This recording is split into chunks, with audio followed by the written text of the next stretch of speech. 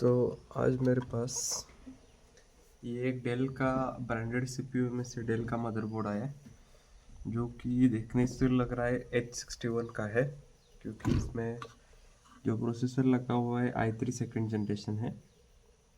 तो फिलहाल ये जो है डेड कंडीशन में है, मैं आपको दिखा भी देता हूँ।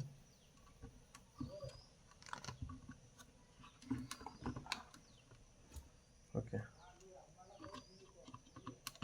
तो इसे ऐसे कनेक्ट कर लेते हैं। ये एसएमपीएस को चेक करेंगे। ये देखिए एसएमपीएस थोड़ा घूमा और ऑफ हो गया। ओके, तो और एक चीज़, हमें वीआरएम सब्सक्रिप्शन शॉर्ट है क्या नहीं चेक करने के लिए इसे निकाल देते हैं और फिर से ऑन करेंगे। अब एक चीज़ हमें नज़र आई, एसएमपीएस का फ़ैन ये सप्लाई निकालने के बाद घूम रहा है, मतलब यहाँ पर कुछ तो दिक्कत है। तो फिलहाल एसएमपीएस को रखते हैं साइड में। तो फिलहाल लेंगे मल्टीमीटर को। मल्टीमीटर को ले लिया। ओके, ये देखिए बजर रेंज में। सबसे पहले एक एक सेक्शन चेक करेंगे। तो ये रैम सेक्शन है, इसका इम्पेडेंस चेक करते हैं। ये 90 की करीब है, जो कि सही है। बायस का इम्पेडेंस चेक कर लेते हैं। ओके, बायस का किया। ये इसका सप्लाई होता है पीसीएच का 1.05 और 1 वोल्ट का। ये सीपीयू वीटीटी होता है, ये बीप देता ही है क्योंकि इसका लो इम्पेडेंस होता है, सीपीयू को सप्लाई आता है। ये होगा आई थिंक वीसीसीएस से। ओके, ये भी ठीक ठाक से इम्पेडेंस दे रहा है। अभी फिलहाल यहाँ पर देखिए 4 कॉइल्स है और ये ग्राफिक्स का सेक्शन होगा। यहाँ पर एक कॉइल है, ये फैन का सप्लाई हो सकता है, ये ब्रांडेड है इसलिए, मतलब डेल का सीपीयू इसलिए। यहाँ पर चेक करते हैं, यहाँ पर मुझे इम्पेडेंस मतलब लो मिल रहा है। तो वीआरएम सेक्शन की शॉर्टिंग चेक करने के लिए एक आसान तरीका मैं बता देता हूँ। ये जो कनेक्टर है यहाँ पर, ये वाला पिन जो ग्राउंड होता है और ये वीसीसी होता है, इन दोनों के बीच में देखिए। तो यहाँ पर अगर हम देख रहे हैं तो 12 इम्पीडेंस आ रहा है, जो कि गलत है, इतना कम नहीं आना चाहिए। तो इसके लिए सबसे पहले इस सीपीयू को बाहर निकालना है। सीपीयू को बाहर निकालने के बाद यहाँ पर चेक कीजिए कि कोई पिन बेंड वगैरह कुछ है क्या, वरना कई बार ये पिन बेंड होने से भी इम्पीडेंस चेंज हो सकता है। ओके, फिर से यहाँ पर इम्पीडेंस चेक करते हैं। ये देखिए अभी इम्पीडेंस बढ़ गया है, क्योंकि हमारा यहाँ पर वीआरएम सेक्शन में क्या होता है, ये प्राइमरी मॉस्फेट होते हैं, सेकेंडरी मॉस्फेट होते हैं, ऐसी पेयर होती है। यहाँ पर सेकेंडरी मॉस्फेट जो है, प्राइमरी एक है। इसका मतलब है यहाँ पर प्राइमरी मॉस्फेट कोई तो शॉर्ट है, क्योंकि यहाँ पर जो सेकेंडरी मॉस्फेट पे जो इम्पेडेंस आता है वो हमें यहाँ पर मिल रहा है। यहाँ पर देखिए कितना इम्पेडेंस है, एक मिनट, यहाँ पर कितना है, 437 है ना, तो यहाँ पर भी उतना ही होगा। ये देखिए 437, 438। ओके, इसका मतलब है कि यहाँ पर कुछ तो शॉर्टिंग है। मैं आपको एक मॉस्फेट चेक करके दिखा देता हूँ। ये देखिए मॉस्फेट दिख दे रहा है, इसका मतलब इसमें से कोई तो मॉस्फेट शॉर्ट है। यहाँ पर कुछ लिक्विड दिख रहा है। तो फिलहाल मैं इसे, ये ग्राउंड के साथ शॉर्ट है क्या देखते हैं। ये मॉस्फेट जो है, ये मॉस्फेट सेकेंडरी मॉस्फेट जो है वो ओके है। हमारा जो प्राइमरी मॉस्फेट है वो ही शॉर्ट हो चुका है। ओके, तो हमारे पास कितने मॉस्फेट है चेक करने के लिए, 1 2 3 4, 4 मॉस्फेट है फिलहाल। तो इसके लिए हम एक शॉर्टकट इस्तेमाल करने की कोशिश करेंगे। तो हर एक मॉस्फेट पे थोड़ा फ्लक्स लगा देता हूँ, क्योंकि अगर हमें इसे हॉटगन के इस्तेमाल से हम इसे निकालेंगे तो क्या होगा कि हमें सभी मॉस्फेट को निकालना पड़ेगा और चेक करना पड़ेगा। तो मैं डीसी सप्लाई को इस्तेमाल करके इसका शॉर्टिंग निकालने की कोशिश करूँगा। तो फिलहाल हमें एक प्रोब को वीसीसी कर देना है, मतलब यहाँ पर लगा देना है। ओके, और एक प्रोब यहाँ से ग्राउंड कर देते हैं ताकि हमारा सप्लाई यहाँ तक ही, मतलब मॉस्फेट तक ही सीमित रहे। तो यहाँ पर मैं लगा देता हूँ और आउटपुट को ऑन करके थोड़ा थोड़ा करके सप्लाई डालूंगा। ओके, सप्लाई डाल दिया।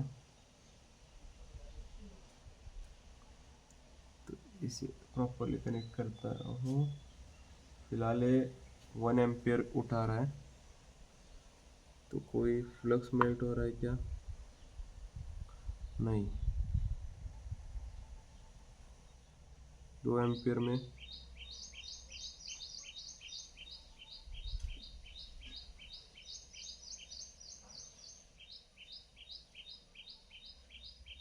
नहीं।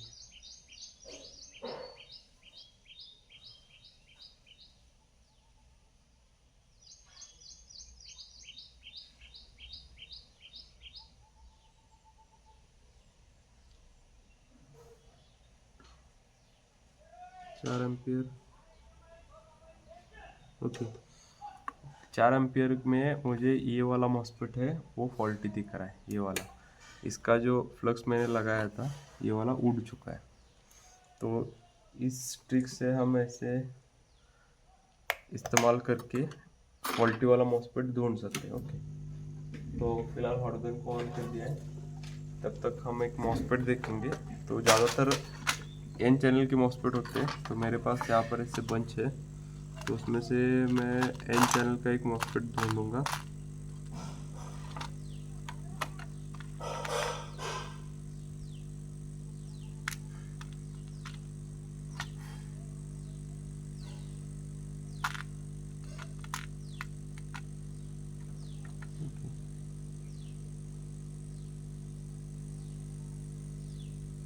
ये है एन चैनल का मॉस्फेट।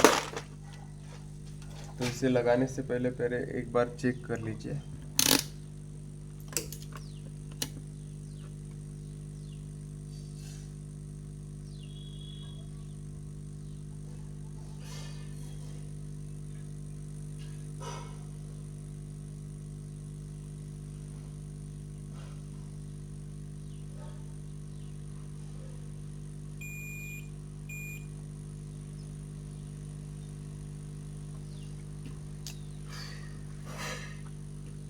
दूसरा कोई मॉस्फेट है क्या, देख लेता हूँ।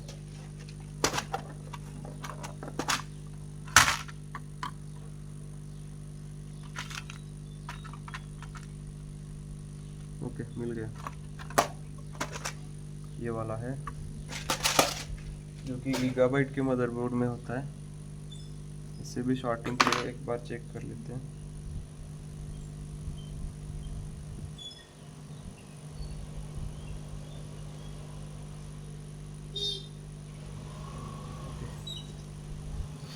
तो फिलहाल ये वाला मॉस्फेट है वो कल्प्रिट है, उसे निकाल लेते हैं।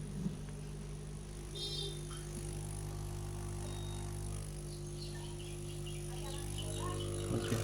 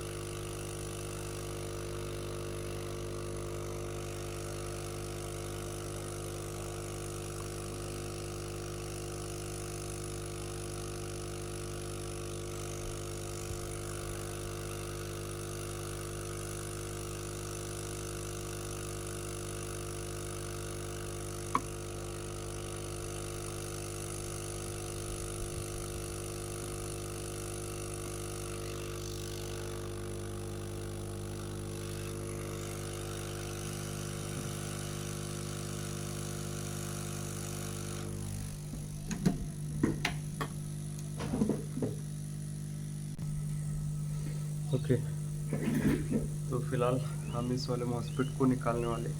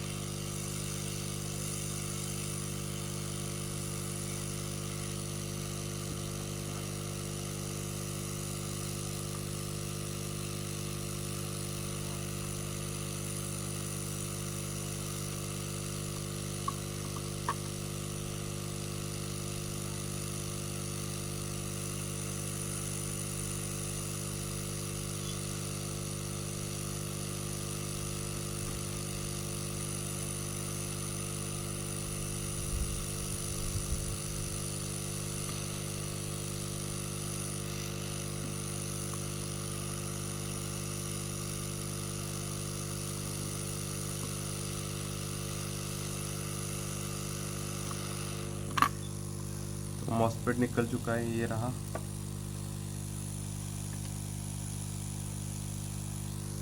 फिलहाल ये वाला मॉस्फेट लगा रहा हूँ।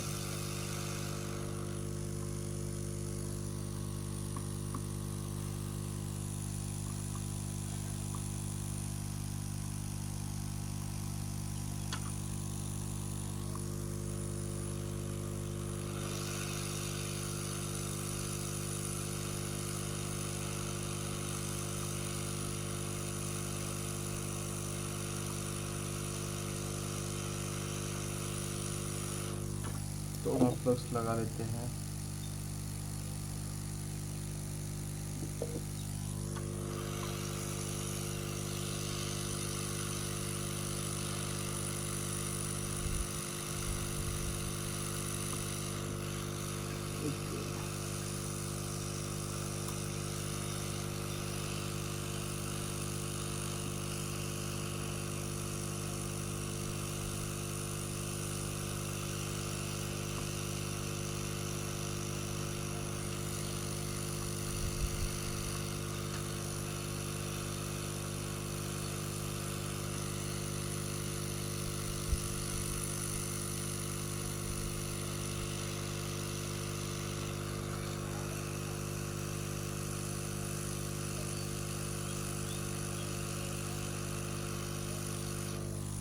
ओके, फिलहाल मॉस्फेट को उसकी जगह पे लगा दिया है। थोड़ा एयर मैंने ज़्यादा रखा है, इसलिए वो थोड़ा इधर उधर उड़ रहा था। तो फिलहाल बजर रेंज में है मल्टीमीटर, यहाँ पर चेक करते हैं इम्पेडेंस कितना आ रहा है। फिलहाल यहाँ पर आ रहा है 520, 500 के आसपास आ रहा है। और यहाँ पर देखिए इसके आउटपुट में इतने, यहाँ पर कितना आ रहा है 299 300, मतलब इसका जो शॉर्टिंग है वो तो निकल चुका है। यहाँ पर शॉर्टिंग दिखा रहा था पहले, और फिलहाल देखिए यहाँ पर शॉर्टिंग नहीं है। ये अभी मॉस्फेट थोड़ा गर्म है, इसलिए रीडिंग फ्लक्चुएट होता है, उसमें कुछ दिक्कत नहीं है। यहाँ पर भी शॉर्ट दिखा रहा था, यहाँ पर देखिए फिर से इम्पेडेंस बढ़ेगा। तब तक हम ये प्रोसेसर सॉकेट है ना, इसे ब्रश से क्लीन करेंगे थोड़ा।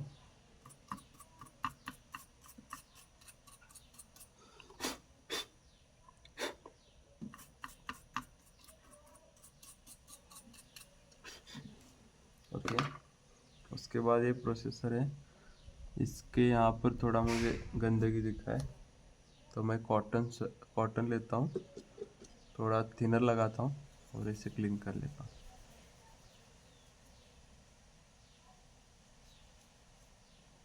आप आईपी भी इस्तेमाल कर सकते हो इसके लिए।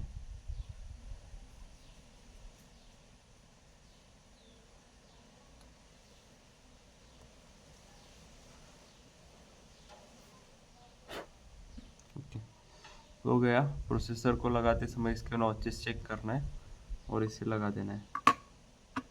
ओके, निकालते समय ऐसे ओपन करना है, ऐसे। ओके, और लगा दीजिए। प्रोसेसर लगाने के बाद हमारा जो बीप आ रहा था पहले, जो था 10 के आसपास आ रहा था ना, तो फिलहाल हम इसका स्टेटस चेक कर लेते हैं। तो यहाँ पर चेक करेंगे तो यहाँ पर देखिए 396 97 करके आ रहा है। और यहाँ पर चेक करते हैं, यहाँ पर 10 के आसपास आएगा। ये देखिए 8 दिख रहा है आपको, क्योंकि ये प्रोसेसर का इम्पेडेंस होता है। अगर प्रोसेसर लगा हुआ होगा तो यहाँ पर ज़्यादा कम इम्पेडेंस आएगा, जो कि 8 9 10 12 तक आएगा, 15 भी आ सकता है, 20 भी आ सकता है, वो जनरेशन पे डिपेंड करता है। और जब प्रोसेसर निकाल देते हो तो इम्पेडेंस इसका बढ़ जाता है, क्योंकि यहाँ पर प्रोसेसर इंस्टॉल्ड नहीं है। ओके, और यहाँ पर देखिए, तो फिलहाल इसमें जो पहले हमारी केस थी, ये वाला मॉस्फेट शॉर्ट था जिसके वजह से हमें ये VRM सेक्शन शॉर्ट मिल रहा था, वो वाला केस तो हमने रेक्टिफाई कर लिया है। तो फिलहाल मैं इसमें जो फ्लक्स हमने लगाया था, ताकि हमने इसमें क्या किया, लैपटॉप में जैसे वीन का शॉर्ट निकालने के लिए हम जैसे इस्तेमाल करते वैसे ही ट्रिक इस्तेमाल की थी। इसलिए जो भी फ्लक्स मैंने लगाए उसको मैं थिनर से क्लीन कर रहा हूँ।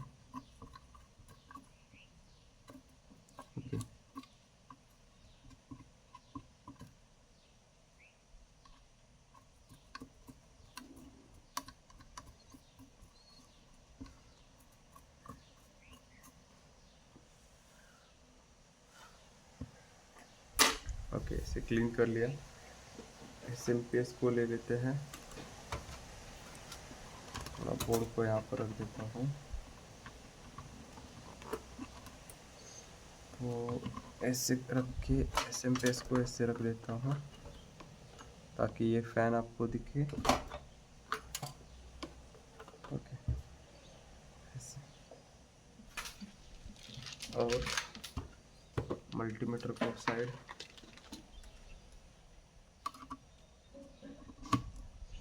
ओके, तो फिलहाल इसे ऑन करके है, ऑन किया, ये देखिए SMPS स्टार्ट हो गया, ऑन होके ऑफ हो गया, क्योंकि इसे पावर बटन हमें प्रेस करके ऑन करना पड़ेगा। पर पहले ये सप्लाई कनेक्ट रहता था तब हमारा बोर्ड ऑन नहीं हो रहा था। आई थिंक पावर पिन यहाँ पर होगी, इसे एक बार देख लेता हूँ। यही है पावर स्विच का कनेक्शन, ये कौन सा पिन है वो देखना पड़ेगा। ओके,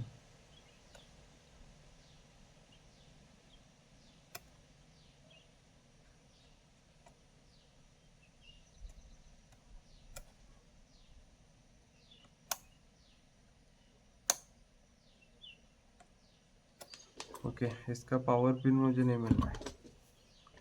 यही कनेक्टर है, यहाँ पर ही, कहाँ पर तो है, पर ये ट्रिगर नहीं हो रहा है। ठीक है, एक बार सिमॉस रिसेट करेंगे, और सिमॉस रिसेट होने के बाद ये डायरेक्टली पावर ऑन होता है क्या देखते हैं। ऑन किया, ऑन होके ऑफ हो गया। इसे यहाँ से पावर करने की कोशिश कर रहा हूँ। ओके, ये भी नहीं है, ये भी नहीं है, ये भी नहीं। ओके, आई थिंक ये इसमें ही कुछ कनेक्शन होगा, क्योंकि लास्ट वीडियो में अगर आपने देखा होगा मेरा SMPS ख़राब हो चुका है।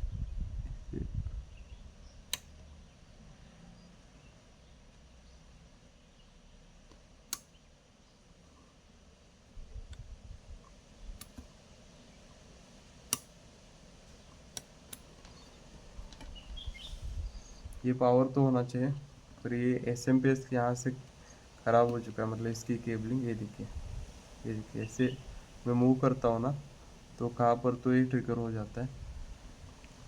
अभी जैसे ट्रिगर हुआ था, एक बार इसे निकाल के फिर से लगाएंगे और फिर से चेक करेंगे।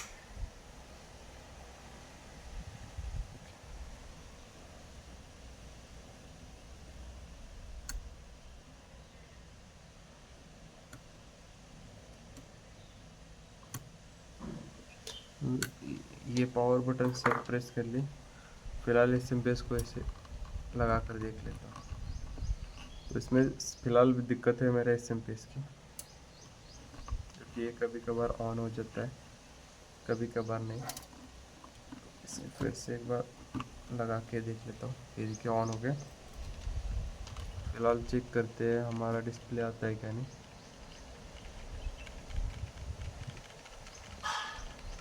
उससे पहले कोर बन रहा है क्या नहीं देखेंगे। कई बार कस्टमर अपनी रैम निकाल लेते हैं, उसके वजह से कोर भी नहीं बनता, उसके वजह से डिस्प्ले नहीं आता। तो यहाँ पर देखेंगे तो हमारा कोर सप्लाई जो है 1.15 बन रहा है और डिस्प्ले नहीं आया अभी तक। उसका रीज़न है, इसकी रैम क्लीन करना होगा हमें अभी। तो इसकी रैम रहने दो, मैं एक रैम लगा देता हूँ जो कि टेस्टेड है हमारी।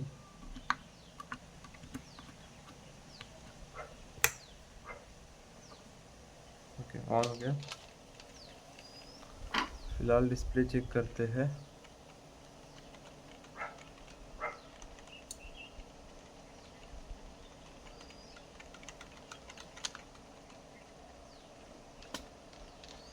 तो डिस्प्ले नहीं आया अभी तक।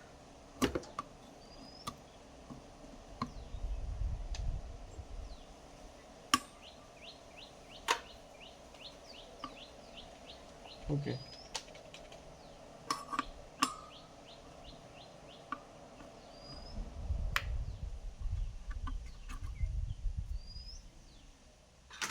इनकी रैम से चेक करेंगे।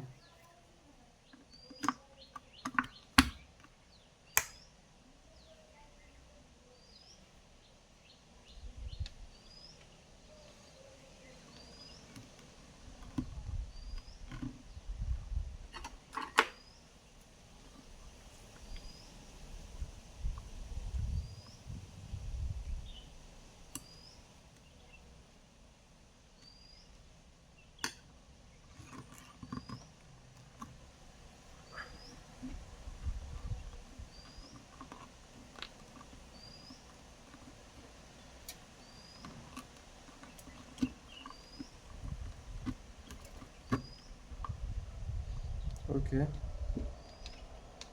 फिलहाल हमारा जो बोर्ड था वो डेड कंडीशन में था। फिलहाल ऑन तो हो गया पर फिलहाल डिस्प्ले नहीं आ रहा है। मुझे लग रहा है एसएमपीएस की दिक्कत की वजह से हो रहा है, क्योंकि हमारा कोड तो बन रहा है। ये देखिए, ये देखिए, फिलहाल यहाँ पर देखेंगे तो डिस्प्ले भी आ चुका है हमारे बोर्ड में। तो एसएमपीएस का थोड़ा दिक्कत है, पर यहाँ पर देखेंगे तो हमारा जो है डिस्प्ले भी आ चुका है। तो आज की वीडियो में बस यही था, जिसमें हमने ये डेल का जो H61 का बोर्ड था उसे डेड कंडीशन से ऑन मतलब रिपेयर कैसे करना है वो चेक किया है। इसमें जो प्रॉब्लम थी डेल में, अम्बर लाइट ब्लिंक कर रहा था इसका पावर बटन पे जो होता है वो, और नो डिस्प्ले मतलब नो पावर था। तो ये जो अम्बर लाइट ब्लिंक करने का इशू होता है उसमें कुछ तो पावर का फेल्योर होता है, जिसके वजह से वो ब्लिंक करता है। अगर ये बोर्ड चालू होने की कोशिश करता तो ये यहाँ पर शॉर्ट हो जाता, और शॉर्ट होने की वजह से सप्लाई रिवर्स जाके फिर से एसएमपीएस ऑफ हो जाता, इसलिए ये दिक्कत आती है। तो आज के वीडियो में बस यही था, जिसमें हमने ये तो पहले डेड कंडीशन में था, उसका अम्बर लाइट ब्लिंक कर रहा था पावर बटन पे, उस ये केस में ऐसे केस में आया था। तो हमने डायग्नोस किया। ये पिन निकालने के बाद हमें पता चला कि यहाँ पर कुछ तो दिक्कत है, हमारा फ़ैन थोड़ा घूम रहा है। अगर ये पिन हम लगाते थे थोड़ा ही घूमता था और बंद हो जाता था, जिसका मतलब है ये ऑन होने की कोशिश कर रहा था पावर मतलब एक इनिशियलाइजेशन होता है ना, वैसे जैसे प्रिंटर में होता है वैसे यहाँ पर भी ब्रांडेड में भी होता है। अगर आप पावर ऑन करते हो तो एक बार ये चेक करेगा सब वोल्टेज सब सही से बन रहे क्या, और फिर से ऑफ हो जाएगा, और जब पावर बटन प्रेस करेंगे तभी ऑन होता है। पर इसमें ये सप्लाई निकालने के बाद, वीआरएम सप्लाई बोलते हैं इसको, 4 पिन कनेक्टर होता है ये निकालने के बाद हमें थोड़ा ज़्यादा देर फ़ैन घूम रहा था, जिसका मतलब है यहाँ पर फॉल्ट था। तो हमने क्या किया, यहाँ पर सारे मॉस्फेट को चेक किया। यहाँ पर प्राइमरी जो मॉस्फेट है वो शॉर्ट मिले, उसमें से एक मॉस्फेट शॉर्ट था। तो उसको फाइंड आउट करने के लिए हम एक एक मॉस्फेट भी निकाल सकते हैं और चेक कर सकते हैं शॉर्टिंग मल्टीमीटर से। पर मैंने क्या किया, दूसरा अप्रोच इस्तेमाल किया। इस पे हमने फ्लक्स लगाया, फ्लक्स लगाने के बाद डीसी सप्लाई से करंट इंजेक्ट किया। करंट इंजेक्ट करने के बाद यहाँ का जो फ्लक्स था वो वेपरेट हो गया। तो ये मेल्ट होने के बाद हमने क्या किया, ये मॉसफेट चेंज कर दिया। ये चेंज करने के बाद हमारा बोर्ड ऑन भी हो रहा है और डिस्प्ले भी दे रहा है। तो आज के वीडियो में बस यही था। थैंक यू, और सब्सक्राइब कीजिए चैनल को।